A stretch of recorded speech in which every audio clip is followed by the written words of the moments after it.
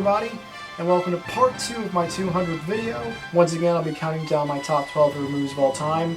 Last time I was talking about numbers 12 to 9, I believe.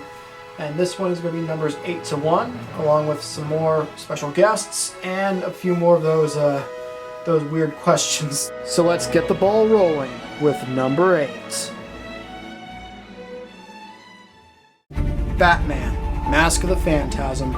Of all the Batman movies that have ever been made, this isn't the most well known, and that's a shame because this one's actually my personal favorite. The movie's an extension of the beloved TV show Batman the Animated Series. And yes, that does mean that I like this one more than the Tim Burton movies and the Christopher Nolan movies. And don't get me wrong, I like all those movies too, those are all great. But to me, this felt like the perfect version of what Batman and his world should be like. Dark and serious, but enough for people of all ages to get into. In this story, there's a new villain in Gotham City, a shadowy figure called the Phantasm, played by Stacy Keach, who's killing off Gotham's major crime bosses one by one, and is putting the blame on Batman. Voiced by Kevin Conroy. But you don't need to be a comic book fan to know the #1 rule here: Batman doesn't kill. So Batman must clear his name and solve the mystery of the Phantasm, and why he's picking off every notorious mob boss in Gotham. At the same time, Bruce Wayne discovers an old lover of his is back in town, Andrea Beaumont, played by Dana Delaney, and that makes him flash back to when they were dating, which was around the same time Bruce started to become Batman. In fact, Bruce almost gave up being a crime fighter to marry Andrea, and she never gave him any reason as to why she turned him down all of a sudden. The style and atmosphere of the movie is dark, but not too dark, and that's how Gotham City should be. The animation is fantastic, the story is really good, all the different twists and turns are played out really well. The voiceover performances are great, each actor's performance doesn't feel like it's for a cartoon, with the obvious exception of Mark Hamill as the Joker, but then again, it is the Joker, so you can give it a pass. Speaking of which, the role that Mark Hamill's Joker plays in this movie is really well conceived, with him not being the main villain, but still playing a crucial role in the overall story. I mentioned that this movie flashes back to when Bruce started to go on his path to become Batman, which leads me to my all-time favorite scene in the entire flick, when Bruce finally puts on the mask and becomes Batman for the very first time. It only has one line of dialogue in it, and it relies mainly on the music and the animation to show us how this all started.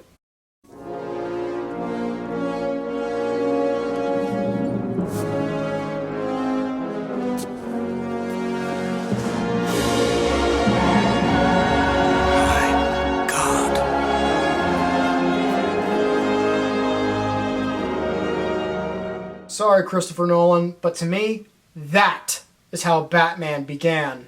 The action in the movie is pretty good too, but it's more about the mystery than anything else, and it's a mystery that you'll really want to see resolved. This movie is 75 minutes long, but trust me when I say, they make every second of it count. Again, no disrespect to the Tim Burton Batman movies or the Chris Nolan Dark Knight trilogy, those were all great as well.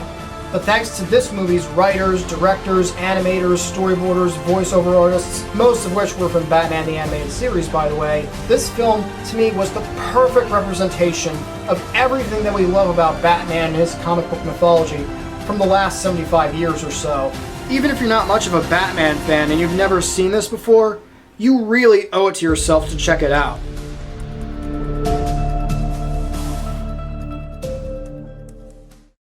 Happy 200th video, Marc Aquino! Whoa! Dude, I've been subscribed to you for about a year and a half, maybe a year, I don't quite remember. Anyways guys, my name is Rothermal. Let's get into the review of my favorite movie of all time, Interstellar.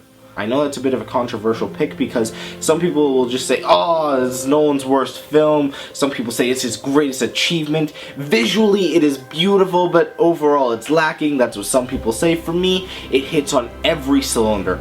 Acting, emotion, visual, story, just everything. It just works for me. Freaking everybody from Michael Caine to Matthew McConaughey to Anne Hathaway. A lot of people say Matthew McConaughey's best performance was from Dallas Buyers Club, and I have no reason to argue that. Just for me personally, on an emotional level, I was just more affected by this particular performance.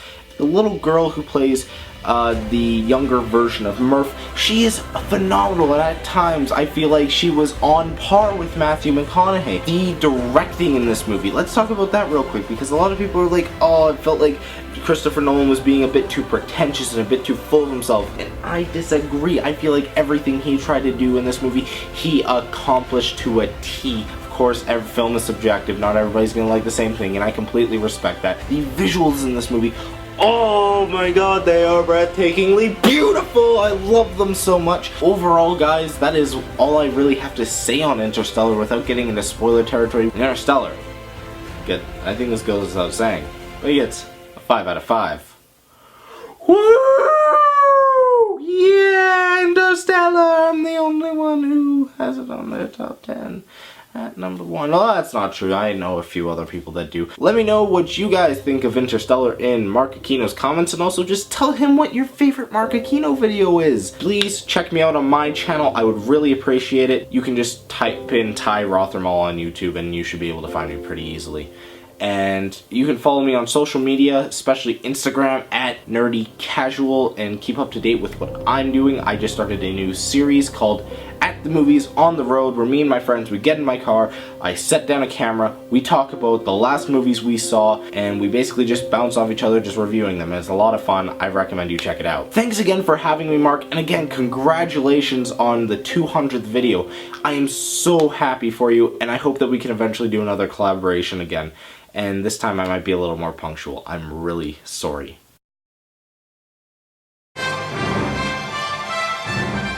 Number 7. The Departed. Released in 2006, this was directed by Martin Scorsese, one of Hollywood's best filmmakers and the master of the modern crime drama. Most of his films take place in and around his home of New York City, but this one takes place in Boston, Massachusetts. If you're a sports fan of any kind, I'm sure you'll know how ironic that is. The story goes like this. Massachusetts State Police has their own special division that focuses on organized crime, and one of the main officers in that division, Colin Sullivan, played by Matt Damon, is actually an informant who answers to major crime boss Frank Costello, played by Jack Nicholson. Meanwhile, rookie cop Billy Costigan, played by Leonardo DiCaprio, is assigned to go deep undercover and become one of Costello's men so they can get more intel on all of Costello's dealings. Both Billy and Colin try 24/7 to keep their guard up and make sure that both their covers are never blown, or it would cost both of them their lives. Now, if you know who Martin Scorsese is, then you'll know he's made so many great films over the last 40 years or so, and The Departed is my favorite of his. Believe me, all those other movies are great too, but this was the one I kept going back to the most. Plus, after being nominated 5 times before, this was the movie that finally got him an Oscar for Best Director. And like all those other movies I just mentioned, this movie is filled to the brim with all the great things that you'd find in a Martin Scorsese picture. Fantastic performances from everyone in the cast, brilliant cinematography, brilliant rapid editing from his longtime collaborator Thelma Schoonmaker, great pacing, great moments of tension and suspense, and music from the Rolling Stones in the soundtrack. This movie also has probably the most star-studded cast that Scorsese has ever worked with. And not just Leonardo DiCaprio, Matt Damon, and Jack Nicholson, but also Martin Sheen, Vera Farmiga, Ray Winstone, Anthony Anderson, James Badge Dale, Alec Baldwin, and Mark Wahlberg, who got an Oscar nomination for his role. There really isn't much else I can say about this movie without going into spoilers, and I don't want to do that. I don't like spoiling movies for you guys, so I'm just going to wrap things up and say, of all the films that Mr. Scorsese has directed over his career, this one has always been my personal favorite. It's further proof of why Martin Scorsese will always be one of the greatest filmmakers of all time.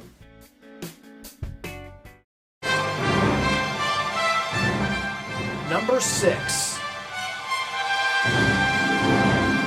Hellboy 2: The Golden Army. Released in 2008, it's the sequel to the 2004 sleeper hit Hellboy. Both movies are directed by Guillermo del Toro and are based on the comic book created by Mike Mignola.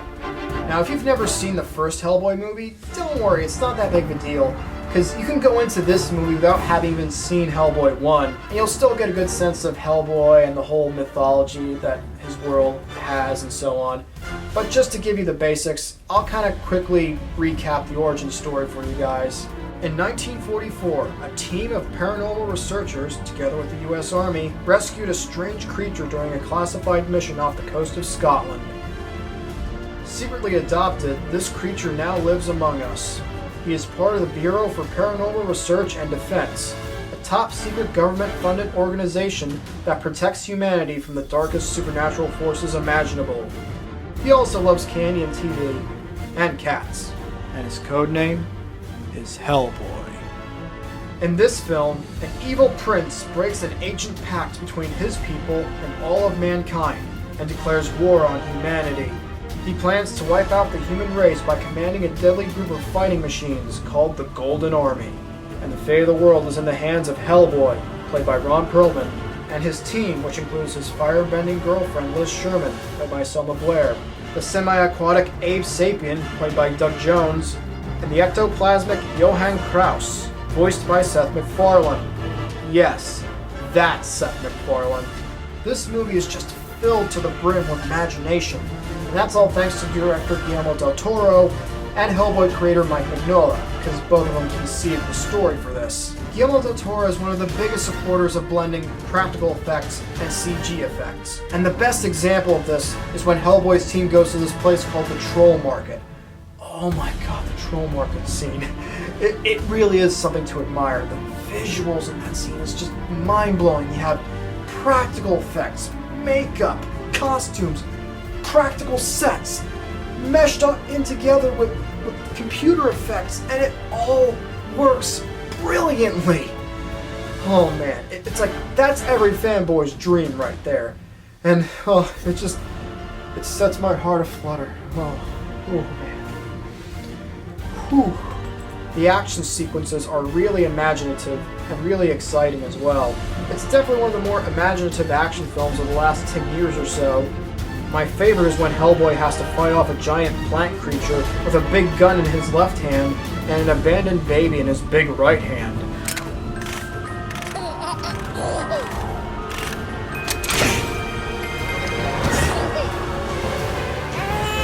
You woke up the baby.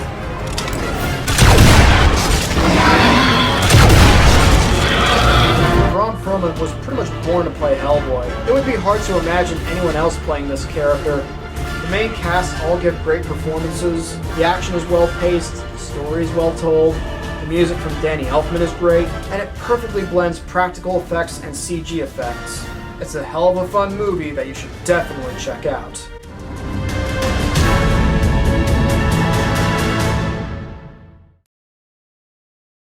Okay, let's get on to number 5. Son of a... Brandon, I told you, I don't want you in this video! Not Brandon, you dipstick. Wait, what? Who is it? Come on, man, who do you think it is? Whoever it is, I'm warning you. I'm carrying sonic technology.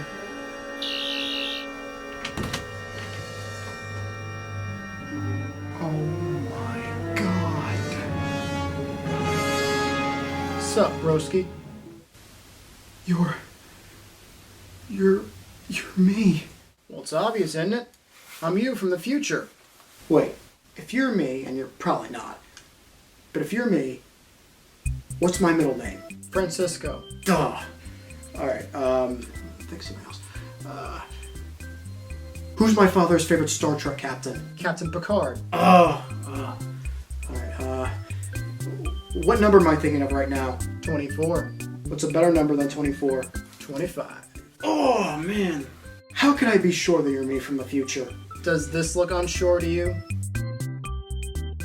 No. I thought so. Mind letting me in my own room? Yeah, go ahead. Thank you. Okay, I'm not gonna lie, I don't get it. Why exactly are you here? Well, I figured you'd be filming part 2 of the 200th right now, and you're on number 5, right? Yeah. Thought so. I wanted to give you a little bit of help, you know, try to give you a little more enthusiasm. Oh. Alright. Just out of curiosity, at what point in time are you from? Well, before I came here, I finished filming the 500th video. No way, my 500th? What do I get to do for it? Is it like a special review, or do I get a bunch of guests for it? Is it different from my usual shtick? Whoa. Remember what Doctor Who taught us. Yeah, no spoilers, I get it. Exactly. So, how about this? We'll switch sides, I'll sit where you're sitting, and you go over there and continue talking about number 5. How about that? Alright, that seems fair enough. Great! Now get yourself over there, son. You gotta finish this damn thing. You know, I'm not gonna lie. It feels pretty weird doing this while my future self is watching me. Just, pretend that I'm not here. Just pretend that you're just here by yourself, which technically you are. So, yeah. As you were. If you say so. Wait. I thought meeting yourself from a different point in time would cause a paradox. Those kinds of things that destroy the universe and shit.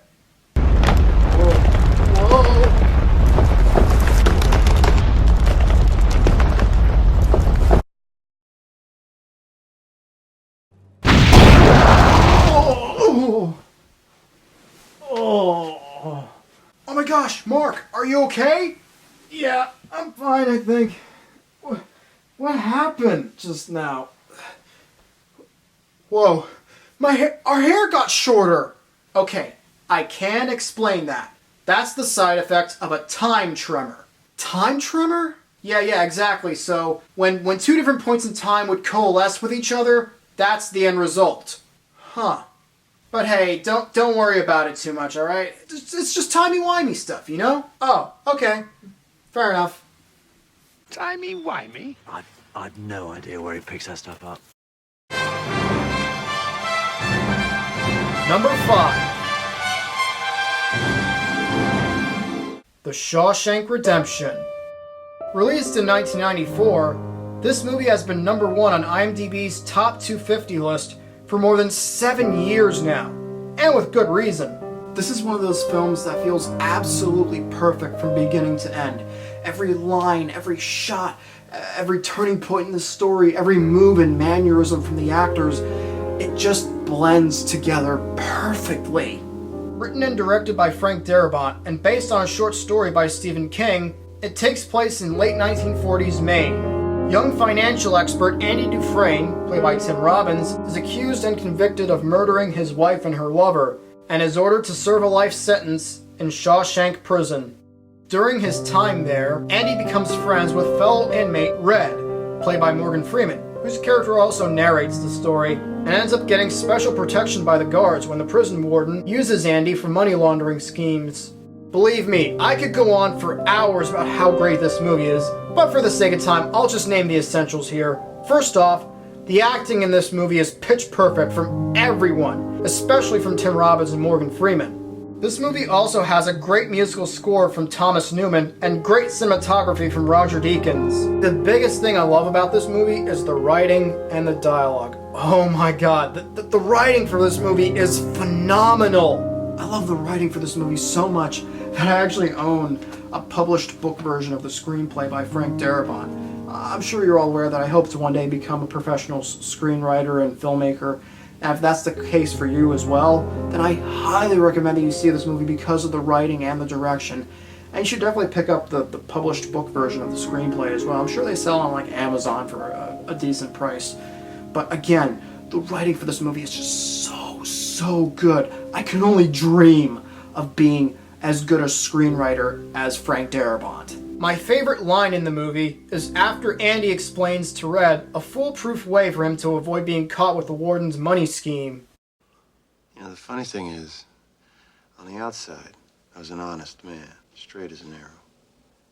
I had to come to prison to be a crook. I guarantee you Morgan Freeman's laugh there wasn't scripted in any way. He was probably just like thinking to himself, man, that's a really good line. Oh my god, the writing for this movie, oh my god. Again, this is a movie that I could go on for hours on how much I love it, but in short, it's one of those films that is just completely perfect from beginning to end. Everything falls perfectly into place. It's always playing on TV, so if you come across it, you really should watch it. It's a fantastic story of humanity, and trying to survive the worst that life can throw at us all.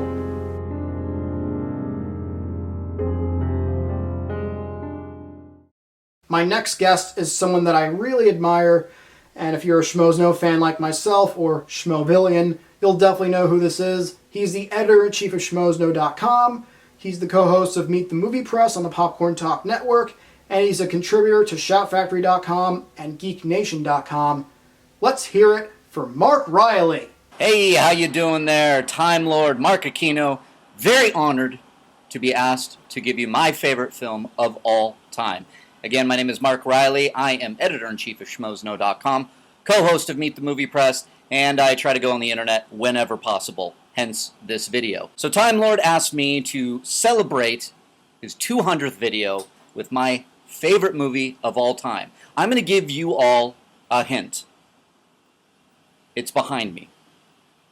Not the movie, but a frame of the movie is behind me. And let me just kind of do a little bit of that. Yep, there it is. E.T. E.T. the Extra-Terrestrial, released in 1982. I was years old when I saw it. I don't want to give away my age. In 1982, when it came out, my mother took me to the movies, as she's wont to do. And I went to E.T. for the first time, and I was with my sister and some of her friends, some of my friends, and my next-door neighbor, if I remember correctly. And when E.T. started, I was amazed. I was immediately enraptured in this movie. I mean, it was one of my... It just got me, right? And E.T. played on and on and on, and I'm sure I was sitting there eating my Reese's Pieces, drinking my Coke, or whatever I was drinking at the time. And then the scene came when the NASA people come in to take E.T. Remember, they're all in the spacesuits and everything? Little Marc Reilly went apeshit. Not in a good way, in a very bad way. Apeshit as in crying, screaming, scared out of the bejesus bell. I mean, I lost it. My mom had to take me out of that theater, screaming, crying. I couldn't run away fast enough out of that movie theater. That's how scary that moment was for me. And some may think, oh no, this is the end of Marc Reilly's dreams of loving E.T. He's never going to go back and see it. I don't know what happened or what occurred to me, but I got over it pretty quick, and I went back to the theater the very next day and saw it for another 8 times in a row. So obviously I got over it. I got over it pretty quick, and the rest is history. Man, I don't know what I can tell you why I love it so much. I think it comes down to the story, first and foremost, between Elliot and E.T. What E.T. did so well and was so magical about doing is that E.T. became a sort of a father figure to Elliot. And I think the reason I grabbed onto this and love it so much is because my parents went through a divorce around the time I was seeing E.T. And because of that, I think I just kind of fell in love with it. The story, as you know, is a boy meets alien. Obviously, I have the poster. It's a boy and his dog, or a boy and his alien, and that's what I love about it so much. But what sets E.T. apart, there's so many moments in this movie that are magical that Steven Spielberg does.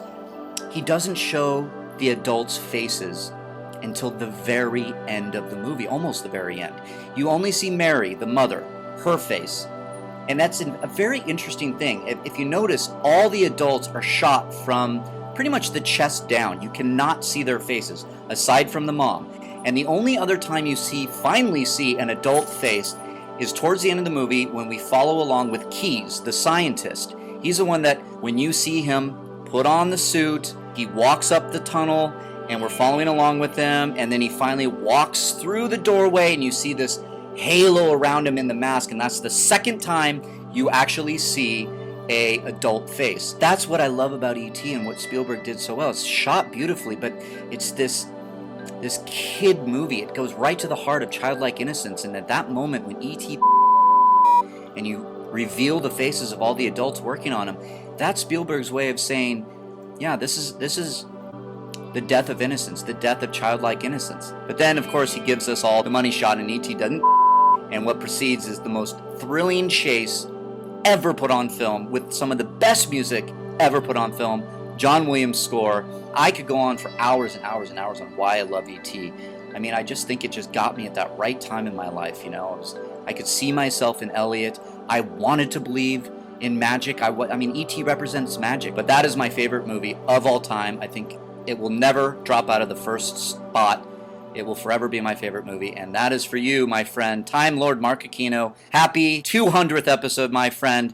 Let's get 200 more into the thousands, man. I will see you soon on the internet machine. Bye-bye. The reason why I put those little bleep sounds in there is because he talked about some spoilery details, and I don't like spoiling things for you guys. It's not very fair to do that. Reilly, thank you so much for being part of this. I really appreciate that. It means so much to me that you said yes to being part of this little project of mine. Follow him on Twitter at ReillyAround and on Instagram at ReillyAround. Subscribe to the Popcorn Talk Network so you can watch Meet the Movie Press. And of course, subscribe to Schmoes Know on YouTube. That's where you'll see the Schmoes Know movie podcast. And they just wrapped up their 5th phase of podcasting, if you will. And phase 6, I believe, is going to start up very, very soon. And I'm definitely looking forward to seeing that.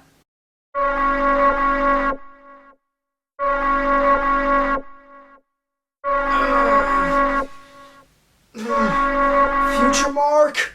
Yeah? Why is that alarm going off? I'm not sure. Maybe it has something to do with the video being 27 minutes long. Seriously? Maybe to stop it, you have to end part 2 here and set up for part 3. No, I can't end the video here. I still have numbers 4 to 1 to get to. I still have a very special guest to introduce. I can't end the video here. Look, I have to admit, this didn't happen to me when I was recording the 200th. So just take my word for it and try it out. You think that's gonna stop it? Well, I mean, it's worth a shot. Alright. I'm gonna make this a 3-part video. Thank you. Look, I'm really sorry, guys. I didn't want this to be this way, but this got even longer than I expected. So I'm going to have to end this video here. Part 3 will be up very, very shortly, I promise. It's going to contain numbers 4 to 1 of my top 12 favorite movies of all time. I have 3 more guests to get to, including one that I'm very excited to have here for you guys. And yeah, I know I didn't answer any personal questions here because, again, I didn't have enough time. So, yeah. With that said, let's cut to the end title, and I'll see you guys for part 3.